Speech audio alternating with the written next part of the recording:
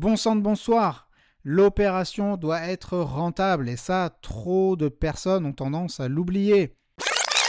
Bonjour à tous et bienvenue dans cet épisode dans lequel je vais vous donner les clés pour faire financer votre première opération de marchand bien, voire même financer la deuxième et la troisième ou la 10e si vous n'êtes pas des débutants. Il va y avoir énormément de valeur ajoutée dans cet épisode, donc prenez de quoi écrire.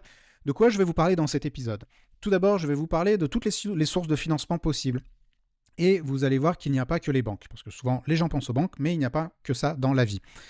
Ensuite, je vais vous donner les critères pour se faire financer.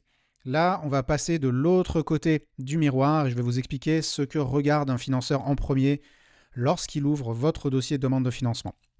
Et pour avoir examiné beaucoup, des dizaines, voire des centaines de dossiers de demande de financement, je peux vous dire que là, ce que je vais vous dire, c'est du vécu et c'est ancré dans le réel. On va aussi parler du sujet du timing qui est absolument capital lorsque l'on souhaite lever des fonds pour une opération de marchand bien. Je vous expliquerai toutes les raisons pour lesquelles certains échouent, pourquoi beaucoup de personnes échouent dans leur recherche de financement et viennent après raconter partout, bien entendu, qu'il n'est pas possible de faire financer des opérations de marchand bien alors que c'est de la foutaise. Et ensuite, comment faire pour mettre toutes les chances de son côté pour pouvoir se faire financer.